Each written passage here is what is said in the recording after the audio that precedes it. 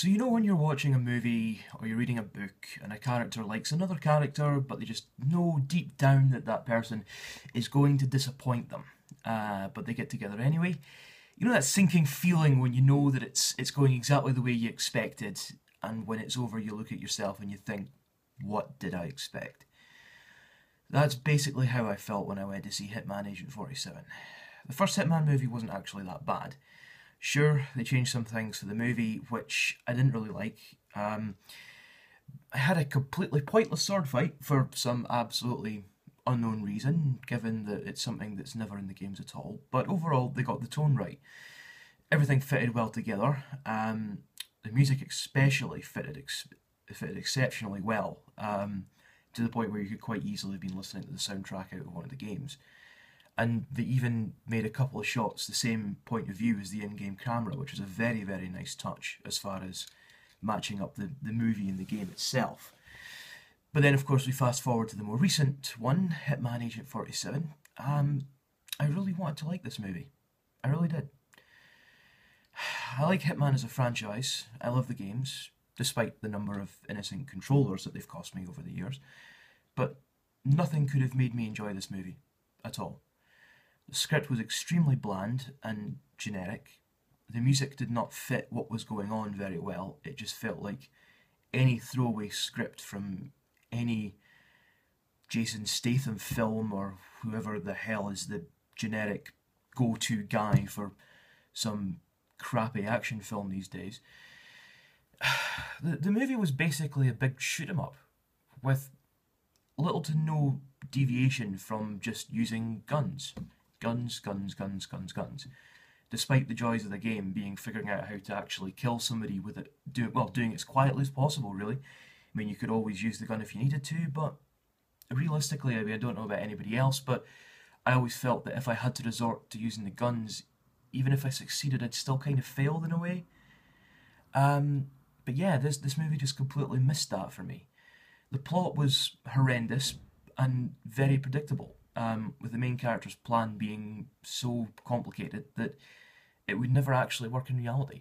One of these usual convoluted plots that absolutely relies on literally every single detail being exactly as they planned, which really wouldn't actually work in reality, and Hitman would know that, because he's not an idiot. Special thumbs down has to be given to the acting, or lack thereof, from everybody in this movie, which is incredibly sad for me given that one of my favourite actors, Kieran Hines, is in it. I just couldn't feel like he was doing anything more than collecting a paycheck, to be honest. I didn't see why he was in this film. They couldn't even get his character's name right. I mean, he's based on the person that started the entire Hitman program, and yet they couldn't even get the name right. It's the smallest detail that they could have done, and yet they got that wrong. Rupert Friend as 47 was crap. Absolutely crap. If someone could please explain to Rupert Friend the difference between acting emotionless and wooden acting, that would be fantastic. I mean, a plank of wood could have done a better job than Rupert Friend. I mean, at least the plank of wood wouldn't have had clearly visible hair growing where he's meant to be bald. I mean, there's a difference between being completely bald and maybe you shaved your hair a week ago. Maybe it's growing back. It's not 5 o'clock shadow, it's 5 day. There. It's there. It's obvious. You know, it's meant to be bald. It's not difficult. And also Zachary Quinto. I don't understand the sort of current obsession with this guy. I mean, yes, he's Spock. Okay, he's okay as Spock. He could do better, but he's okay. God, what else was he? Oh yeah, he was in American Horror Story. Okay, that's popular. But really, is he really that good? I don't think he is, really. But if we watch this, he just mehs his way through the whole film. It's almost like he's turned up for a table read, in costume. The film was so bad, I mean, I actually laughed at the idea they had a mid-credits clip hinting at a sequel. I mean, the idea that they might get a sequel to this actually makes me laugh, but also makes me want to cry, because if they get a sequel to this, I'm just going to be so upset. I mean, quite honestly, a sequel to this is less likely than Marvel making Ghost Rider 3. And Marvel, if you're watching, no. No. Don't even think about another Nicolas Cage Ghost Rider movie. I have suffered enough. You've been told.